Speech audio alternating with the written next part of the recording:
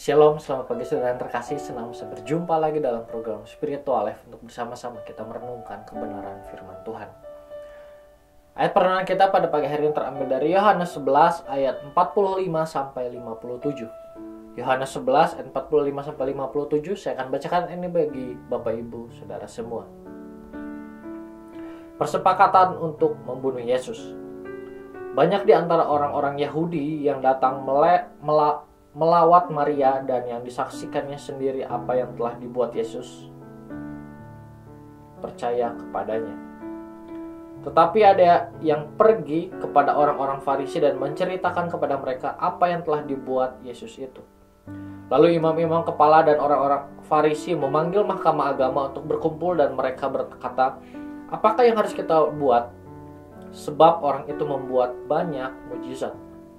Apabila kita biarkan dia, maka semua orang akan percaya kepadanya dan orang-orang Roma akan datang dan akan merampas tempat suci kita serta bangsa kita. Tetapi seorang dari antara mereka, yaitu Kayafas, imam besar pada tahun itu, berkata kepada mereka, kamu tidak tahu apa-apa dan kamu tidak insaf, bahwa lebih berguna bagimu jika satu orang mati untuk bangsa kita daripada seluruh bangsa kita ini binasa. Hal itu dikatakannya bukan dari dirinya sendiri, tetapi sebagai imam besar pada tahun itu ia bernubuat bahwa Yesus akan mati untuk bangsa itu. Dan bukan untuk bangsa itu saja, tetapi juga untuk mengumpulkan dan mempersatukan anak-anak Allah yang tercerai-berai. Mulai dari hari itu, mereka sepakat untuk membunuh dia. Karena itu, Yesus tidak tampil lagi di muka umum di antara orang-orang Yahudi. Ia berangkat dari situ ke daerah dekat padang gurun, ke sebuah kota yang bernama Efraim, dan di situ ia tinggal bersama-sama murid-muridnya. Pada waktu itu hari Paskah orang Yahudi sudah dekat dan banyak orang dari negeri itu berangkat ke Yerusalem untuk menyucikan diri sebelum Paskah itu. Mereka mencari Yesus dan sambil berkata di dalam bait Allah, mereka berkata seorang kepada yang lain, bagaimana pendapatmu? Akan datang jugakah ia ke pesta? Sementara itu imam kepala dan orang-orang Farisi telah memberikan perintah supaya setiap orang yang tahu di mana ia berada memberitahukannya agar mereka dapat menangkap dia. Saudara, ayat perenungan kita hari ini menceritakan mengenai hal yang terjadi setelah Yesus melakukan mukjizat kepada Lazarus.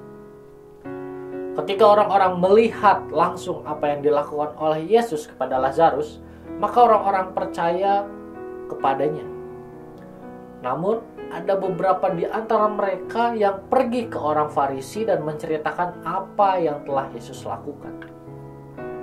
Mendengar hal tersebut, orang-orang Farisi memanggil mahkamah agama untuk berkumpul. Dan orang-orang Yahudi ingin mencegah Yesus yang telah menyebabkan kehebohan di antara orang-orang. Dan hal ini dilakukan agar mereka tidak kehilangan kekuasaan mereka. Saudara, di dalam ayat bacaan kita hari ini kita dapat melihat ada satu orang yang muncul dari antara mereka yang berkumpul, yaitu Kayafas.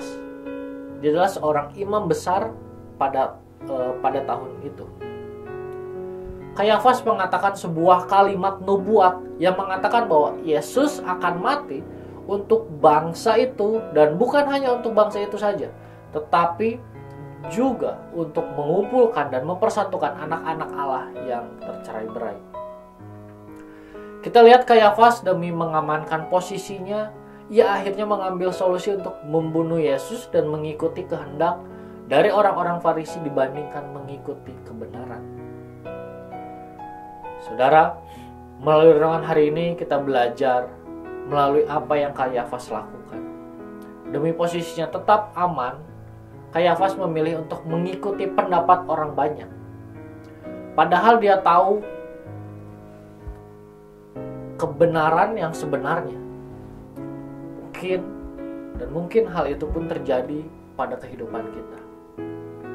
Mungkin dalam pekerjaan kita, mungkin dalam usaha kita, mungkin dalam sekolah kita, bahkan di dalam pertemanan kita. Kita tahu kebenaran, namun karena orang sekitar kita menolak kebenaran, agar kita tidak ditolak, bahkan kehilangan posisi, maka kita berkompromi dengan orang-orang tersebut dan meninggalkan kebenaran. Saudara, marilah setiap kita menjadi pribadi yang tetap memegang kebenaran, meskipun sekitar kita menolak kebenaran. Saudara, marilah kita mengambil waktu sejenak untuk merenungkan firman yang baru saja kita dengar.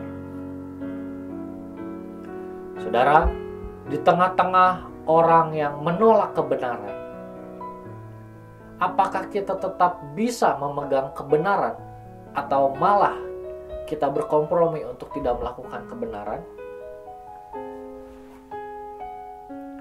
Jika kita berkompromi untuk tidak melakukan kebenaran, marilah mengambil waktu sejenak untuk mendoakan hal tersebut. Mari berdoa meminta agar Allah mengubahkan hati kita dan memampukan kita untuk dapat tetap memegang kebenaran meskipun lingkungan kita menolak kebenaran.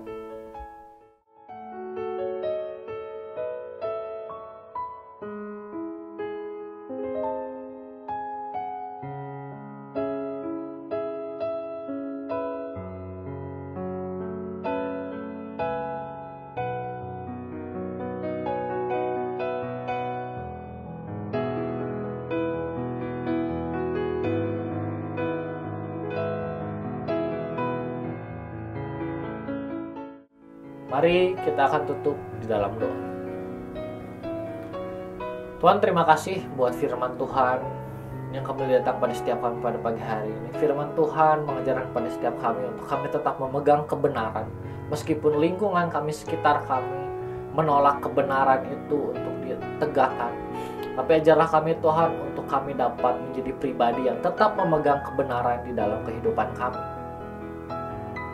Ampuni kami Tuhan kalau selama ini mungkin di dalam pekerjaan kami, mungkin dalam bisnis kami, mungkin dalam sekolah kami, dalam kuliah kami, maupun di dalam lingkungan pertemanan kami menjadi pribadi yang mengikuti pendapat dari orang lain. Kami mengikuti tindakan dari orang lain untuk tidak melakukan kebenaran.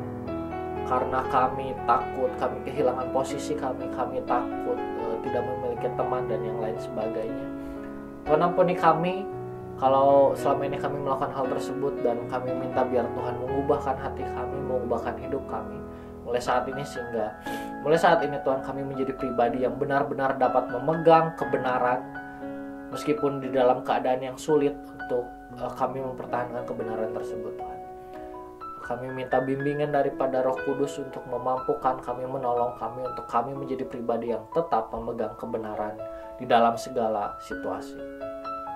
Bapak, kami juga berdoa menyerahkan seluruh aktivitas kami hari ini hanya ke dalam tangan-Mu. Hanya di dalam nama-Mu kami berdoa dan mengucap syukur. Haleluya. Amin. Selamat pagi, selamat beraktivitas. Tuhan Yesus memberkati.